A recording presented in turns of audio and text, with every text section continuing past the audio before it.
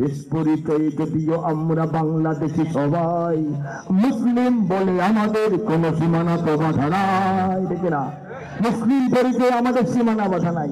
এক আল্লাহ, এক নবী, এক কোরআন, এক শরীয়ত, এক নারে তাকবীর, একটাই উত্তর। কি করে বলেন?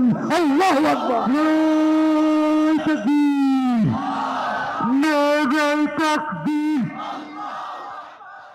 হে যুবক, তুমি বাঙালি হও কিংবা ইন্ডিয়ান, কিংবা জার্মান, জাপানি, কিংবা চাইনিজ, রাশিয়ান, স্প্যানিশ, ড্যানিশ, ফরাসি, কিংবা ব্রিটিশ, আমেরিকান, আরবি, আজমি, ইরানি, তুরানি, তুর্কি বা আফগান, মুসলমান, মুসলমান তুমি তো মুসলমান, মুসলমান, মুসলমান তুমি তো মুসলমান।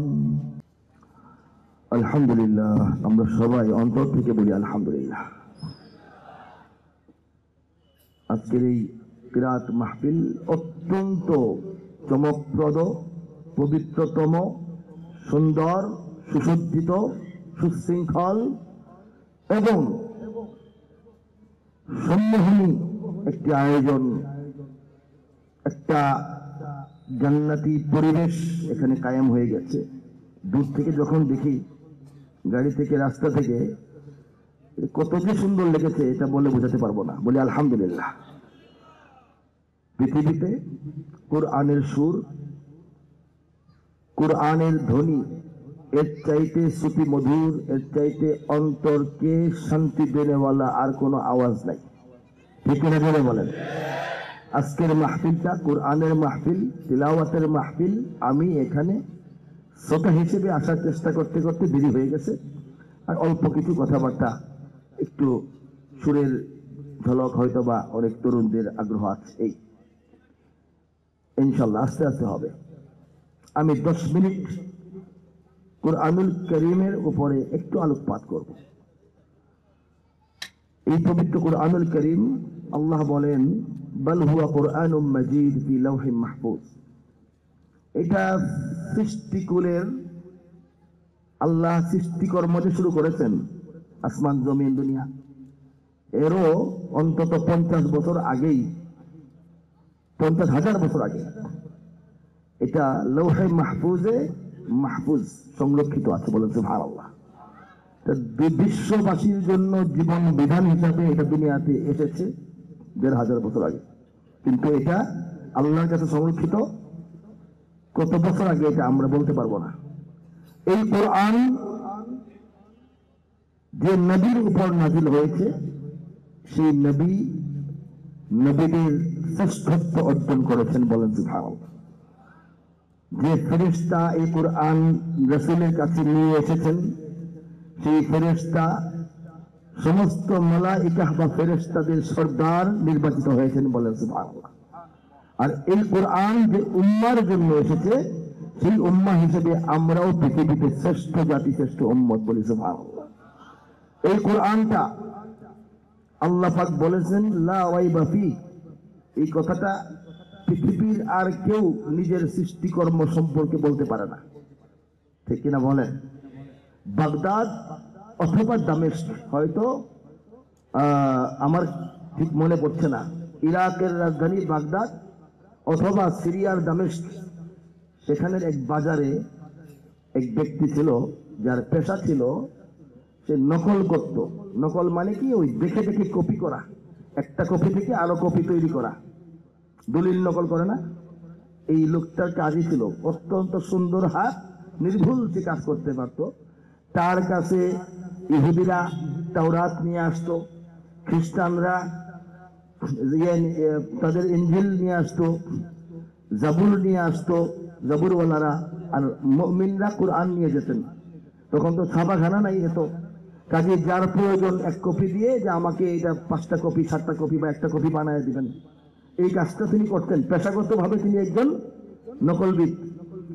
তিনি এই কাজটা করতে করতে করতে তো মুসলমানরা তাকে দাওয়াত দিতেন যে ভাই আপনি এত কোরআন হাতে নেন, এত কোরআনের নকল কপি করেন, আপনি ইসলাম গ্রহণ করেন না কেন? লোকটা আবার ইহুদি। লোকটা কি, কথা শুনতেছেন? লোকটা ইহুদি, সে এই কাজটা করে, সব ধর্মের কিতাব সে নকল করে বা অন্য কিতাবাদিও করে। তো সে বললো যে না রে ভাই, আমার কাজ হচ্ছে পেশাগত ভাবে এই কাজটা করি, আমি তো কোনো ধর্মগ্রন্থ খুলে দেখি না, বা এটা আমার দরকার নেই। এইভাবে কাজ করতে করতে বেশি না 4-5 বছর পরে সেই লোকটা ইসলাম গ্রহণ করলো। তার সুরত এবং সিরত চেঞ্জ হয়ে গেল। তাকে তখন মানুষের জিজ্ঞাসা করলো, ভাই আপনি ইসলাম গ্রহণ করলেন কেন, কবে, কি কারণ? তখন তিনি বললেন যে ভাই আমার কোনো আগ্রহই ছিল না ইসলামের প্রতি, বা অন্য কোনো ধর্মের প্রতি আমার আগ্রহই ছিল না। নিজের ধর্মের প্রতিও আমি খুব ধার্মিক আগ্রহী লোক না, ঠিক আছে, জন্মসূত্রে ইহুদি ছিলাম, আমি এই কাজটা করতাম। আমি খেয়াল করলাম যে আমার কাছে যত দেশের যত শহরের মানুষেরা বিভিন্ন ধর্মের কিতাব নিয়ে আসে, একটার সাথে আরেকটার কিছু না কিছু পার্থক্য থাকে। এক অঞ্চলের এই খ্রিস্টানরা দিয়ে গেছে ইঞ্জিল, আর এক দেশের খ্রিস্টানরা দিয়ে গেছে ইঞ্জিল, দুটার মধ্যে কিছু না কিছু পার্থক্য আমার চোখে ধরা পড়ে। এই পার্থক্যটা আমি কোরআনের মধ্যে পাই নাই। যতগুলি কপি বঞ্চিত মানুষ দেওয়া গেছে আমি কোনো পার্থক্য পাই নাই, প্রথম কথা। তখন খটকা লাগলো। আমি কোনো মনের টাকাটা থেকে নয়, কাজ করতে গিয়ে বুঝেছি যে হ্যাঁ এখানে যা লেখা ওখানে তো এরকম না, আগেরটা তো অন্যরকম ছিল। তারপর আমি নিজে থেকে একটা বুদ্ধি করলাম, আমি বিভিন্ন ধর্মগ্রন্থের মধ্যে নকল করার সময় কিছু উল্টা পাল্টা লিখে দিই। এক আয়াত আরেক জায়গায় নিয়ে যায়, সেই আয়াত আরেক জায়গায় নিয়ে যায়। হ্যাঁ, যখন মনটা ভালো থাকে না, মেজাজ ভালো থাকে না, স্বাস্থ্য ভালো থাকে না, ঘুম ধরে, ক্লান্তি লাগে, তখন নিজের সন্তানদের নাম লিখে দিই, কোম্পানির নাম, চেয়ার টেবিল বাস ট্রাক লিখে দেয় আর কি, যা তার মাথায় আসে লেখা, খালি পৃষ্ঠা বইরা দেয়, পৃষ্ঠাটা বইরা দেয়। তখন বললো এই কাজটা যে করলাম, অনেক ইঞ্জিলের কপির মধ্যে করেছি, তাওরাতের কপির মধ্যে করেছি, জাবরের তখন যেগুলি বাকি ছিল আর কি কপির মধ্যে করেছি, আজকে পর্যন্ত কেউ কোনো কমপ্লেন নিয়ে আসে নাই। অর্থাৎ এইসব ধর্মের অনুসারীরা তাদের কিতাবে কি আছে না আছে, পরিবর্তন হইলে কি হইল না, এটা খুলে পড়েও না, দেখেও না, বুঝেও না, এটা আমি বুঝতে পারলাম। আমি সাহস করে একবার কোরআনের মধ্যে একটু পার্থক্য করলাম, এটা মানে 1 সপ্তাহের মধ্যে এটা ধরা পড়লো এবং লোকজন আমাকে মারতে আসলো যে বেটা বাটপারি করিস, এখানে বুঝে কোরআনে আয়াত চেঞ্জ করিস। প্রথমত আমি শত শত কোরআনের কপি হাতে পেয়েছি, কোনো পার্থক্য পাই নাই। আর নিজে পার্থক্য করে দেওয়ার পর এটা ধরতে মুসলমানদের সময় লাগে নাই। এই দুইটা বিষয়ে আমার চোখের সামনে ক্লিয়ার হয়ে গেছে, সত্য হচ্ছে কোরআন, সত্য হচ্ছে ইসলাম। এই কোরআন সেই কোরআন যে কোরআনকে একজন আরবি সাহিত্যিকের কাছে মনে হতে পারে এটা আরবি সাহিত্যের সবচেয়ে উন্নত কিতাব, একজন ইতিহাসবিদের কাছে মনে হবে এটা মনে হয় ইতিহাসেরই বই, একজন বৈজ্ঞানিকের কাছে মনে হবে এটা মনে হয় বিজ্ঞানের সূত্রে ভরা একটা বই, একজন জীববিজ্ঞানীর কাছে মনে হবে এটা মনে হয় জীববিজ্ঞানের বই, একজন ভূগোলবিদের কাছে মনে হবে এটা মনে হয় পৃথিবীর ভূগোলের একটা বই, এবং একজন মেডিকেল সায়েন্টিস্টের কাছে মনে হবে এটা মেডিকেল সায়েন্সের একটা বই। এটা যারা পড়ে, যে যে পেশার সঙ্গে জড়িত, তার কাছে মনে হতে পারে এটা এটারই বই। কারো কাছে মনে হবে এটা কবিতার বই, ছোট্ট ছোট্ট সূরাগুলো কবিতার মতো ছন্দ, তখন মনে হবে এটা মনে হয় একটা কবিতা সাহিত্যের বই। আর যারা ঔপন্যাসিক তাদের কাছে উপন্যাসের বই মনে হবে, যারা নাকি গল্পকার তাদের কাছে মনে হবে গল্পের বই। বলে সুবহানাল্লাহ, এটা কোরআনের মুজিজা। এই কোরআনের ধারক বাহক উম্মত আল্লাহ পাক আমাদেরকে বানিয়েছেন, বলি আলহামদুলিল্লাহ। আরো জোরে টোটাল সমাবেশ থেকে একসঙ্গে আওয়াজটা করি আলহামদুলিল্লাহ। আল্লাহ পাক বাংলাদেশকে ভালোবাসেন, কবুল করেছেন বলে আমরা কোরআন প্রত্যেকেই কম বেশি পড়তে জানি। এদেশে হাফিজে কোরআনে ভরপুর, এখানে কোরআনের আসর বসে কোরআন শোনার জন্য লাখো মানুষ সমবেত হয় এবং সর্বাধিক সাউন্ড সিস্টেমে এখানে কোরআন পেশ করা হয়। বলেন সুবহানাল্লাহ। এটা কার দয়া? কার দয়া বলেন? আল্লাহর দয়া ছাড়া পৃথিবীর কেউ আল্লাহর পক্ষ থেকে শ্রেষ্ঠ উপহারটা পায় নাই। যে উপহারটার নাম হচ্ছে ঈমান।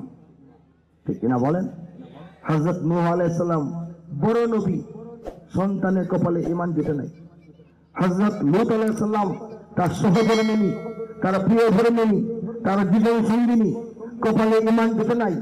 আমাদের সকলের পিতা, জাতির পিতা, মুসলিম উম্মাহর জাতীয় পিতা হযরত ইব্রাহিম আলাইহিস সালাম, আল্লাহ পাক বলেন মিল্লাতে আবিকুম ইব্রাহিম হুয়া সাম্মাকুমুল মুসলিমিন, তোমাদের আদর্শের পিতা, তোমাদের চেতনার পিতা, তোমাদের বিশ্বাসের পিতা হযরত ইব্রাহিম, আর তিনি তোমাদের নাম রেখেছেন মুসলিমিন। সেই ইব্রাহিম আলাইহিস সালামের যিনি পিতা, তার কি ঈমান নসিব হয়েছে? আমাদের নবী, শেষ নবী, শ্রেষ্ঠ নবী, বড় নবী, সবচেয়ে উচ্চ নবী, সবচেয়ে চূড়ান্ত নবী, আখির নবী, তাজদারে দু আলম, সরকারে মদিনা, সরওয়ারে মদিনা মুহাম্মদ মুস্তাফা মুর্তজা মুজতবা সাল্লাল্লাহু আলাইহি ওয়াসাল্লাম, নীরব কেন সবাই মিলে সাল্লাল্লাহু আলাইহি ওয়াসাল্লাম। তাকে লালন পালন করলেন যে আপন চাচা, আদর্শ হাত করলেন, বড় করলেন, নিয়ে বেড়াইলেন, খাওয়াইলেন, দাওয়াইলেন, ব্যবসা পাতি শিখাইলেন, বিয়ে শাদী করালেন। তাকে আজীবন মক্কার কাফেরদের অত্যাচার থেকে হেফাজত করে রাখলেন। মানুষটার কপালে কি ঈমান নসিব হয়েছে? ঈমানটা কি নবীর ঘরের লোক হইলে কনফার্ম? আমাদের কনফার্ম ঈমানটা কেমনে হইলে বলেন সুবহানাল্লাহ বলেন। আল্লাহ চেয়েছেন বলে আমরা ঈমান পেয়েছি, বিনা কষ্টে, বিনা খরচে, বিনা অত্যাচার সহ্য করে। ঠিক কিনা জোরে বলেন? আল্লাহ কেন চেয়েছেন সেটার ব্যাখ্যা পরে, কিন্তু আল্লাহর ফজলে, আল্লাহর করমে, আল্লাহর রহমতে আল্লাহ শ্রেষ্ঠ উপহার আমরা পেয়েছি। আল্লাহ যদি ঘৃণা করতেন, আল্লাহ যদি বিদ্রুপ করে তাড়ায় দিতেন, আল্লাহ যদি জাহান্নামে নেওয়ার জন্য আমাদেরকে বানাইতেন, তাহলে কি ঈমান বাংলাদেশে পৌঁছায় দিতেন? আল্লাহ ভালোবাসেন, কাজী আল্লাহকেও আমরা ভালোবাসি। আমরা সবাই ঈমানের সৈনিক। ঠিক কিনা বলেন? কারা কারা ঈমানের সৈনিক? হাত তুলবো। লিল্লাহি তাকবীর, লিল্লাহি তাকবীর, লিল্লাহি তাকবীর। ঈমানের সৈনিকেরা ভয় পেও না, রাত্রে আধার হচ্ছে বলে। যত রাত হোক না আধার আসবে সকাল সময় হলে, যত রাত হোক না আধার আসবে সকাল সময় হলে। ঈমানের সৈনিকেরা ভয় পেও না, রাত্রি আধার হচ্ছে বলে। যত রাত হোক না আধার আসবে সকাল সময় হলে, যত রাত হোক না আধার আসবে সকাল সময় হলে। ঠিক না বলেন? হ্যাঁ, ঠিক না? ওরা ইসলাম যদি চায় বাদ দিতে সংবিধান থেকে, চায় কি চায় না বলেন? ইসলাম থাকবে না, ইসলাম রাখবো না, রাষ্ট্রধর্ম ইসলাম মানায় না, এটা বলার লোক বাংলাদেশে আছে না?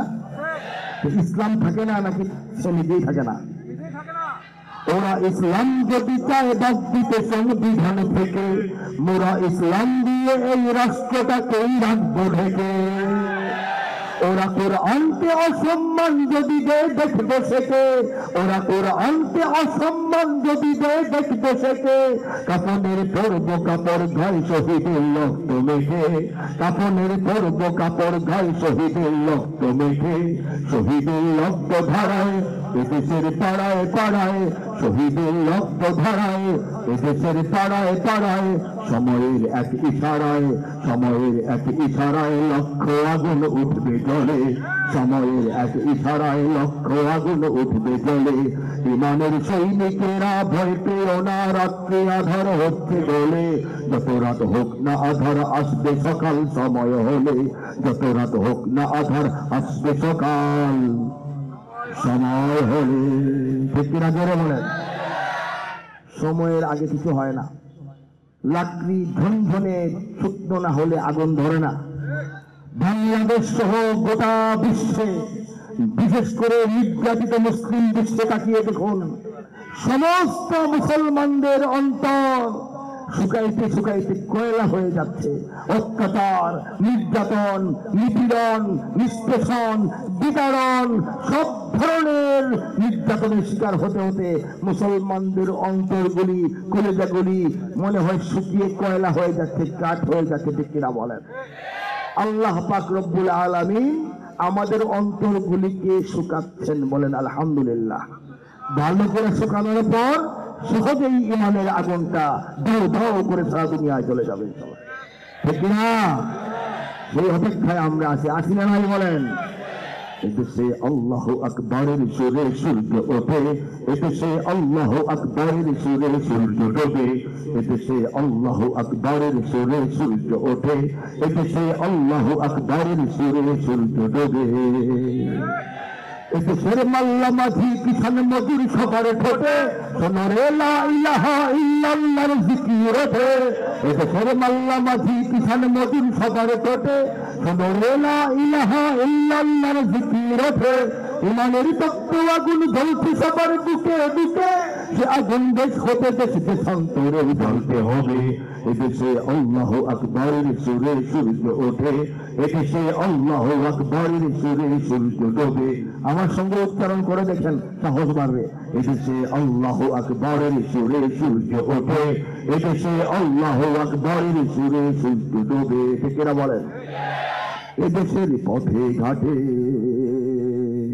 এদেশের বাজার হাটে, এদেশের এদেশের এদেশের এদেশের এদেশের গঞ্জ গ্রামে খোদার নামের তসবিহাতে কত পীর আউলিয়াদের অশ্রু ধরে গভীরাতে।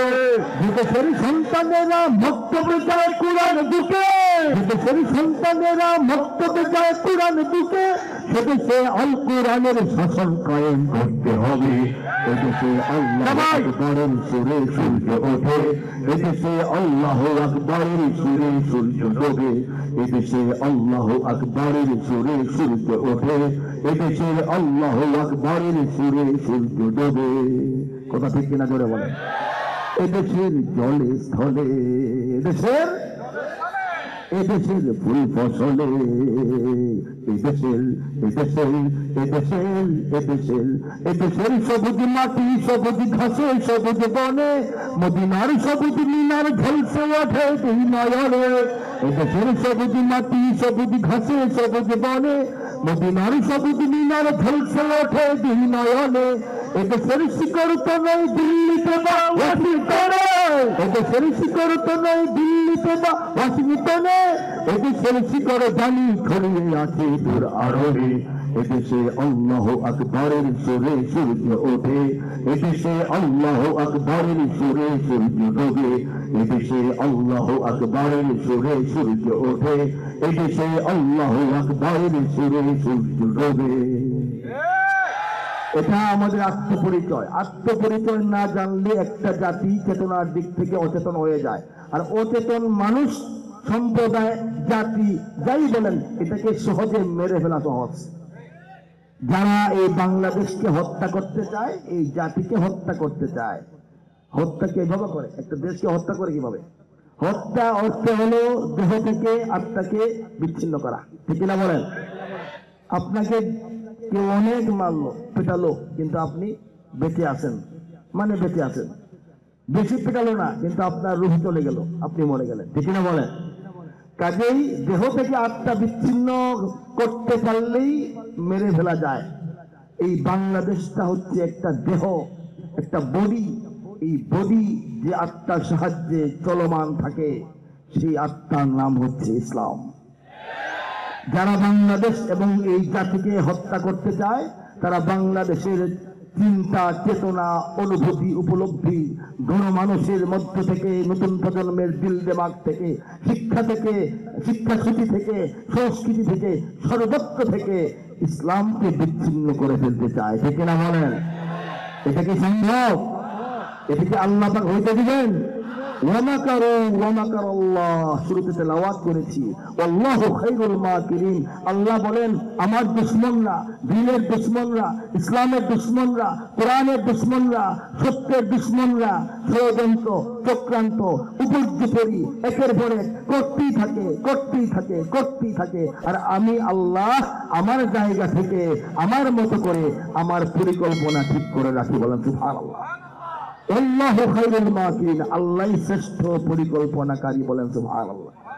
বাংলাদেশে এই যে মাহফিল, বাংলাদেশে এই যে তেলাওয়াত, বাংলাদেশে এই যে আযান, বাংলাদেশে এই যে মাদারিস, বাংলাদেশে এই যে মাসাজিদ, বাংলাদেশে এই যে উলামা, এইগুলি আল্লাহর পরিকল্পনার অংশ হিসেবে হচ্ছে। আর এই কারণেই আল্লাহর পরিকল্পনাই এগিয়ে যাচ্ছে, ইসলাম বিরোধীদের তৎপরতা কোনো কাজে আসছে না, ঠিক না? বাংলাদেশের সব মানুষের নাম বদলাতে পারে, বইয়ের পাতায় স্বাধীনতা সংগ্রাম বদলাতে পারে, বঙ্গোপসাগরের সব পানি যেতে পারে শুকিয়ে, গোটা রাজধানী গিলে নিতে পারে বুড়ি গঙ্গার ঢেউ, সুন্দরবন কেটে হতে পারে ইটের ভাটার লাকড়ি, শিল্পপতিরা দেউলিয়া হয়ে খুঁজতে পারেন চাকরি, চোর গুন্ডারা পেয়ে যেতে পারে মন্ত্রীর মর্যাদা, আইনের ফাঁকে কালো কাকা সব হয়ে যেতে পারে সাদা। অনেকেই বলে এই দেশ নাকি হুজুগে জাতির দেশ, দফায় দফায় বদলায় এর রন্ধন পরিবেশ, তাই বলে ইসলাম তো এদেশে হুজুগে হবে না শেষ, হুজুগে হবে না শেষ। ইসলাম এ মাটির পরতে পরতে জনপদে ঘরে ঘরে, ইসলাম এ জাতির 90% মানুষের অন্তরে, ইসলাম এ মাটির পরতে পরতে জনপদে ঘরে ঘরে, ইসলাম এ জাতির 90% মানুষের অন্তরে, ইসলাম নিয়ে কেউ ছিনিয়ে ফেলে এমন শক্তি নেই, আর কিছু থাক না থাক এদেশে ইসলাম থাকবে, সবকিছু বদলে যাক এদেশে ইসলাম থাকবে, ঠিক কিনা বলেন? এটা হচ্ছে আমাদের দাবি, আমাদের আকাঙ্ক্ষা, আমাদের এটাই প্রত্যাশা, আল্লাহরও এটাই পরিকল্পনা। বলেন সুবহানাল্লাহ। তা না হলে যে পরিমাণ ষড়যন্ত্র হয় ঘরে বাইরে দেশে বিদেশে গোপনে প্রকাশ্যে আস্তে জোরে, এই এত পরিকল্পনা চক্রান্তের পর ইসলাম যে পরিমাণ বাধাগ্রস্ত এবং নিশ্চিত হয়ে যাওয়ার কথা, আল্লাহর ফজলে এটা বাংলাদেশে হবে না, ঠিক না? আল্লাহর ফজলে বাংলাদেশে এটা হবে না। আমরা আমাদের দেশের মানচিত্রের সীমানায় সবাই বাংলাদেশি, আমরা আমাদের মুখের ভাষার পরিচয়ে বাঙালি, আমরা আমাদের চিন্তা চেতনা বিশ্বাসের পরিচয়ে মুসলমান, ঠিক কিনা বলেন? হ্যাঁ, এই চিন্তা পরিচয়কে গুলায় ফেললে হবে না। এক একটা ক্ষেত্র, জায়গা এবং এরিয়া আছে, এখানে আমরা বাংলাদেশি, ওই হিসাবে আমরা বাঙালি। আর সর্বোপরি আমাদের যে পরিচয়, আমাদের যে জাতীয়তাবাদ, সেটা হচ্ছে মুসলিম জাতীয়তাবাদ, ঠিক কিনা বলেন? দেশ পরিচয়ে যদিও আমরা বাংলাদেশি সবাই, মুসলিম বলে আমাদের কোন সীমানা তো বাধা নাই, ঠিক না? মুসলিম পরিচয়ে আমাদের সীমানা বাধা নাই। এক আল্লাহ, এক নবী, এক কোরআন, এক শরীয়ত, এক নারে তাকবীর, একটাই উত্তর, কি করে বলেন? আল্লাহু আকবার। নারে তাকবীর, নারে তাকবীর। দুনিয়ার মুসলিম এক হও, এক হও, ইসলামের শত্রুরা নারে তাকবীর। হে যুবক, তুমি বাঙালি হও কিংবা ইন্ডিয়ান, কিংবা জার্মান, জাপানি কিংবা চাইনিজ, রাশিয়ান, স্প্যানিশ, ড্যানিশ, ফরাসি কিংবা ব্রিটিশ, আমেরিকান, আরবি, আজমি, ইরানি, তুরানি, তুর্কি বা আফগান, মুসলমান, মুসলমান তুমি তো মুসলমান, মুসলমান, মুসলমান তুমি তো মুসলমান। তুমি সাদা হও কিবা কালো হও, দেখো রক্ত তোমার লাল।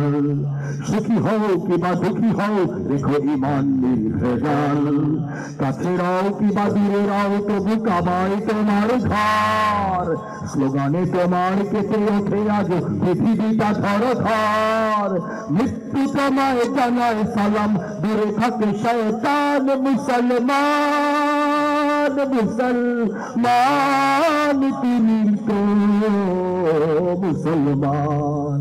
হে যুবক, তুমি বাঙালি হও কিংবা ইন্ডিয়ান কিংবা জার্মান, জাপানি, চাইনিজ, রাশিয়ান, স্প্যানিশ, ফরাসি অথবা ব্রিটিশ অথবা আমেরিকান, আরবি হও, আজমি হও, ইরানি হও, তুরানি হও, তুর্কি হও অথবা হও আফগান, তুমি তো একজন মুসলমান।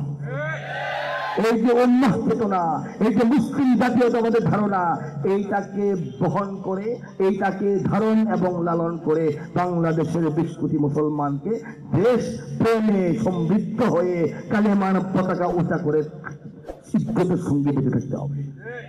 সমন্বয়, অনেকে এত বেশি উম্মাহ বুঝেন, দেশে দামেই দেন না, এত বেশি দেশ বুঝেন, উম্মার খবর রাখেন না। দুইটাই হচ্ছে ভারসাম্যহীনতা, ঠিক কিনা বলেন? হ্যাঁ, আমাদের দেশটা চতুর্দিকে কোনো মুসলিম দেশ আছে? থাকলে বলেন এক ইঞ্চি কোনো সীমানা আছে কিনা? যেহেতু চতুর্দিকে মুসলিম দেশ নাই, অমুসলিম দেশ, এমন এক অমুসলিম দেশ, বিদ্বেষী, মসজিদ ধ্বংসী, হ্যাঁ, কোরবানি করলে এই গ্রামবাসীকে কোরবানি করে ফেলা তারা, এইরকম একটা দেশের ভিতরে আমাদের সীমান্ত, আমাদের যে ভূখণ্ড, এটাকে রক্ষা করা কি আমাদের ইমানি দায়িত্ব না? এখানে 20 কোটি মুসলমান গুনলে এখন বের হবে, হিসাবে যাই বলুক, আসল আদমশুমারি করে দেখেন 20 কোটি মুসলমান হবে। পৃথিবীতে 200 কোটি মুসলমান, একে 10 দিয়া ভাগ দেন, 10% বের করেন, 10% মুসলমান এই জমিতে, বলেন সুবহানাল্লাহ। এটা আল্লাহ পাক দান করছেন। আল্লাহ পাকের গোপন পরিকল্পনা, এখানে একটা ইসলামের দুর্গ বানাবেন সাগরের পারে, আল্লাহ পাক বানাইছেন। সেই দুর্গেরই আমরা দুর্বল বা সবল, পেছনের সারির বা সামনের সারির এক একজন সৈনিক, ঠিক কিনা বলেন? ঠিক না? কাজেই বিশ্ব মুসলিম উম্মার সঙ্গে একাত্মতা ঘোষণা করাই হচ্ছে আমাদের অন্তরের দাবি, ইমানের দাবি এবং আহ্বান। সারা দুনিয়ায় যুদ্ধ চলছে, একটা পরিবর্তনের আবহাওয়া শুরু হয়ে গেছে। মধ্যপ্রাচ্য এখন তছনছ হয়ে যাওয়ার মতো অপেক্ষা, একটা অশান্তি বিশৃঙ্খলা বিরাজমান। ইউক্রেনকে কেন্দ্র করে পৃথিবীর 2 মেরু লেগে গেছে যুদ্ধে, সব চোখের সামনে হচ্ছে। আমাদের এখন পেরেশান হওয়ার এত বেশি কারণ নাই, কারণ আস্তে আস্তে আস্তে আস্তে আস্তে আস্তে ঘটনা ঘটার চাইতে জলদি ঘটলে ভালো, ঠিক কিনা বলেন? পৃথিবী শেষ প্রান্তে চলে আসছে, হায়াতের শেষ প্রান্তে। পৃথিবী একটা হায়াত আছে না? হ্যাঁ, এই যে জলবায়ুর কেস লাগতেছে, এই যে এই বাতাসের ঠিক নাই, মৌসুম চেঞ্জ হয়ে যায়, এই যে সমুদ্রের নিচে তলদেশ থেকে উঁচা হয়ে যাচ্ছে, অ্যান্টার্কটিকার সমস্ত বরফ নাকি গলে যাচ্ছে, বিজ্ঞানীরা টেনশনে আছে। টেনশন করলে লাভ নাই, কারণ একটা মানুষ বুড়ো হয়েছে, এটা কোনো চিকিৎসা নাই। পৃথিবী বুড়ো হয়েছে, এটা চিকিৎসা নাই, এটা ধ্বংসের দিকে যাবে আস্তে আস্তে, হাড্ডি দুর্বল হবে। তা না হলে কিভাবে ওই যে পাহাড়গুলি যে ধুলিত তোলার মতো উঠতে থাকবে, কিয়ামতের সময় কিভাবে হবে? পৃথিবী একদম অন্তঃসার শূন্য, নিরস হয়ে যাবে, তখনই ঘটনাগুলি ঘটবে। আল্লাহ পাক সেদিকে নিয়ে যাচ্ছেন, মানব সভ্যতাকেও সেদিকে নিয়ে যাচ্ছেন, ধ্বংসের দিকে। একে অপরে লড়াই করতে করতে সবার শক্তি হ্রাস পাবে, কোনো পরাশক্তি বলতে কিছু থাকবে না। তখন ইসলাম হবে পৃথিবীর একমাত্র পরাশক্তি, কিনা বলে? হ্যাঁ, আমাদের করণীয় কি? আমাদের করণীয় হলো আমেরিকার পক্ষেও না যাওয়া, রাশিয়ার পক্ষেও না যাওয়া। আমাদের করণীয় হলো নিজেদের পক্ষে থাকা, মুসলিম উম্মার মুক্তি এবং বিজয় কামনা করা এবং নিউট্রাল পজিশন থেকে নিজেদের মধ্যে ঐক্য বৃদ্ধি করার চেষ্টা করা, ঠিক কিনা সবাই জেনে বলেন? আমি সেই থিওরিটা, সেই দর্শনটা, সেই যুক্তিটা, সেই ধারণাটা আমার সঙ্গীত কবিতার ভাষায় পেশ করছি। আপনাদের যদি সমর্থনযোগ্য মনে হয় আমাকে একটু সমর্থন দিলে পরের কথাটাও আমি বলবো। আগের কথাই সমর্থন না করলে পরেরটা বলে লাভ কি? সপ্পরা শক্তির স্বার্থের সংঘাতে আমাদের নেই কোনো পক্ষ। ওরা মারামারি করে, আমাদের কোনো পক্ষপাতিত্ব নাই। কাকে ভালো বলবেন? আফগানিস্তান 20 বছর শোষণ করেছে আমেরিকা, এর আগে 10-12 বছর আরো বেশি অত্যাচার করেছে রাশিয়া। চীনের ভিতরে উইঘুরের মুসলমানদের খবর নিয়ে দেখেন, এত নির্মমতা নিষ্পেষণ পৃথিবীর ইতিহাসে অন্য কোথাও এই সিস্টেমে হয় নাই। ভারত ইসরায়েল প্রস্তুত হয়ে আছে আমাদের ধ্বংসের জন্য। বাবরি মসজিদকে শহীদ করে দিয়ে সেখানে মন্দির নির্মাণ হয়েছে, ঠিক না বলেন? সত্তরা শক্তির স্বার্থের সংঘাতে আমাদের নেই কোনো পক্ষ। বলে আমার ঠিক না? আমরা তো মুসলিম, ইসলামী বিপ্লব আমাদের একটাই লক্ষ্য, আমাদের একটাই লক্ষ্য। পৃথিবীর দিকে দিকে মুসলিম এ জাতিকে করতে চেয়েছে যারা ধ্বংস, ওরাই পরস্পরে লড়াই যুদ্ধ করে হয় যদি হোক নির্বংশ, হয় যদি হোক নির্বংশ। তাহলে আমরা করবো নাকি? আমাদের কাজটা কি এখন? ওঠো মুসলিম, দাঁড়াও নিজের পায়ে, এখনই সময় হলো জাগবার। ওঠো মুসলিম, দাঁড়াও নিজের পায়ে, এখনই সময় হলো জাগবার। ওমর খালিদ হয়ে পৃথিবীতে নির্ভয়ে ধ্বনি তোলো আল্লাহু আকবার, লিল্লাহি তাকবীর, আল্লাহু আকবার, তাকবীর, আল্লাহু আকবার। কথাগুলি মিথ্যা মনে হচ্ছে? শুধু বিনোদন কানে শোনার জন্য মনে হচ্ছে, নাকি প্রাণে আলোড়ন সৃষ্টি করার জন্য? সবার হাত উপরে চাই, লিল্লাহি তাকবীরের উত্তর চাই। আমরা এমন পরিস্থিতির মধ্যে উপনীত হয়েছি, বাংলাদেশকে স্বাধীন রাখতে পারবো কিনা সেই সংকট নিয়ে আমরা টেনশনে আছি। ফেনী পর্যন্ত আজকে বৌদ্ধ রাষ্ট্র বাংলা উপক্রান্ত হয়। বাংলাদেশের চতুর্দিকে সীমানায় শকুন উড়াউড়ি করে, শিয়াল ঘোরাঘুরি করে, আমাদের 3টা পার্বত্য জেলাকে বিচ্ছিন্ন করে এখানে একটি কৃত্যবাদী, এখানে একটি জারদ রাষ্ট্র ইসরায়েলের মতো বানানোর পরিকল্পনাও শুরু হয়ে গেছে। আর আমরা এখন লিল্লাহি তাকবীর সঙ্গে হাত বেঁধে বসে বসে তামসা দেখি। এটা কি আমাদের জন্য ভালো? ভালো? লিল্লাহি তাকবীর, লিল্লাহি তাকবীর। সত্তরা শক্তির স্বার্থের সংঘাতে আমাদের নেই কোনো পক্ষ। আমরা তো মুসলিম, ইসলামী বিপ্লব আমাদের একটাই লক্ষ্য, আমাদের একটাই লক্ষ্য। পৃথিবীর দিকে দিকে মুসলিম এ জাতিকে করতে চেয়েছে যারা ধ্বংস, ওরাই পরস্পর লড়াই যুদ্ধ করে হয় যদি হোক নির্বংশ, হয় যদি হোক নির্বংশ। ওঠো ওঠো মুসলিম, দাঁড়াও নিজের পায়ে, এখনই সময় হলো জাগবার। ওমর খালিদ হয়ে পৃথিবীতে নির্ভয়ে ধ্বনি তোলো আল্লাহু আকবার, লিল্লাহি তাকবীর, আল্লাহু আকবার, তাকবীর, আল্লাহু আকবার, লিল্লাহি তাকবীর, আল্লাহু আকবার, তাকবীর, আল্লাহু আকবার। বলেন, ইরান তুরান জাগো, পাক আফগান জাগো, তুর্কি আরব জাগো জাগো, বাংলার ঘরে ঘরে প্রতিটি জওয়ান জাগো, হাকো হয় দাড়ি হাক হাকরে, হাকো হয় দাড়ি হাক হাকরে। দিকে দিকে মুমিনের ফোটায় ফোটায় যত রক্ত ঝরেছে এই মাটিতে, ঝরে নাই? আফগানে, ফিলিস্তিনে, সিরিয়া, ইরাকে, আরাকানে ঝরে কি ঝরে নাই? জোরে বলেন।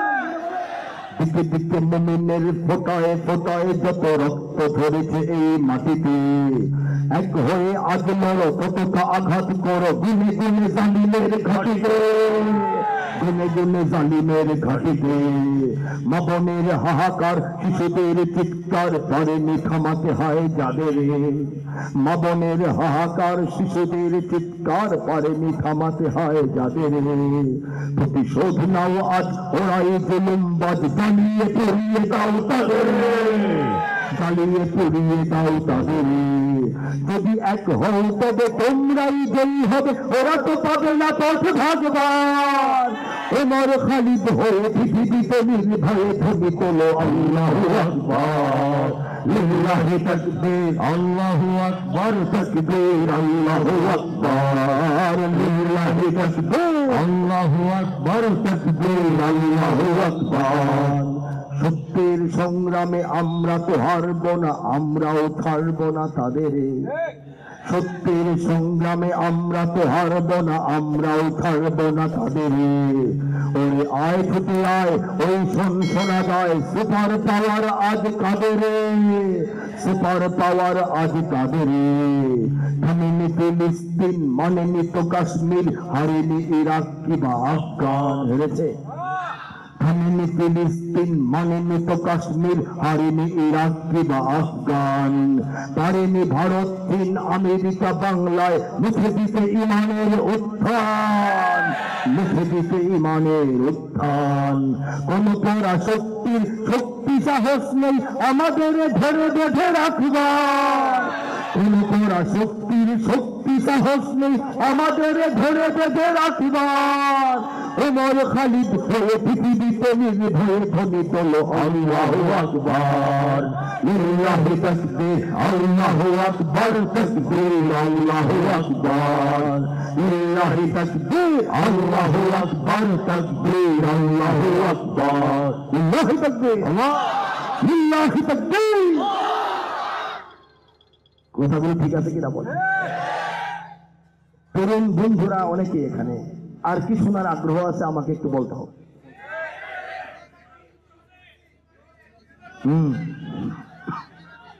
ইঞ্চি ইঞ্চি মাটি সোনার চাইতে খাটি, নগদ রক্ত দিয়ে কেনা, শত্রু বাহানাদার একটি কোনাও তার কেড়ে নিতে কেউ পারবে না। রঙের তুলিতে আকাশ সবুজের ছায়া ঢাকা, সুতলা সুফলা পরিপাটে লক্ষ শহীদ জাগি রেখেছে জীবন বাজি করেছে স্বাধীন এই মাঠে। বাংলাদেশ আমার, বাংলাদেশ তোমার, বাংলাদেশ সবার প্রাণ, ধন্য ধন্য আমি সবার চাইতে দামি বাংলা মাটির সন্তান। বাংলাদেশ আমার, বাংলাদেশ তোমার, বাংলাদেশ খোদার দান, সোনার জন্মভূমি তোমার জন্য আমি জীবন দিয়েছি কোরবান। বাংলাদেশ কার দান? আমাদের হাতে দেখিয়ে বলেন কার দান? ভারত দান করেছে, ওয়াশিংটন দান করেছে, মস্কো দান করেছে, বেইজিং দান করেছে, কে দান করেছেন? আমাদের শিকড় কোথায় বলেন তো? আরবের ইসলাম থেকে রস আহরণ করে এই জাতি গড়ে উঠেছে, ঠিক কিনা জোরে বলেন? চারিদিকে দুশ্মন আছে নাকি নাই? চারিদিকে দুশ্মন, ভেঙো না ভেঙো না মন, সাহস জমিয়ে রাখো বুকে, ইমান জিন্দা করে জিহাদের হুঙ্কারে পরাজিত করো শত্রুকে। চারিদিকে গাদ্দার ভিনদেশি দাবেদার, সজাগ দৃষ্টি রাখো সবে, সকল মির্জাফর বিদেশি গোলাম চর রুখতে তাদের আজ হবে।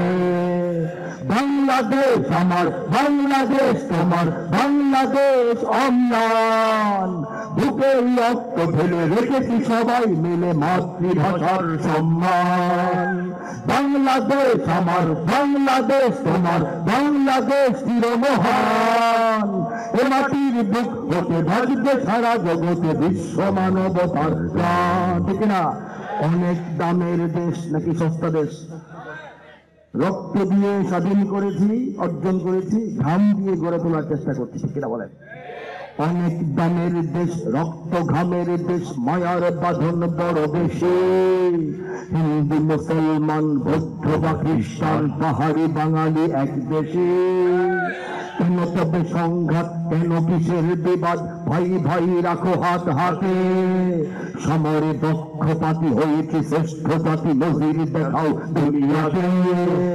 বাংলাদেশ আমার, বাংলাদেশ তোমার, বাংলাদেশ খোদার দান, সোনার জন্মভূমি তোমার জন্য আমি জীবন দিয়েছি কুরবান।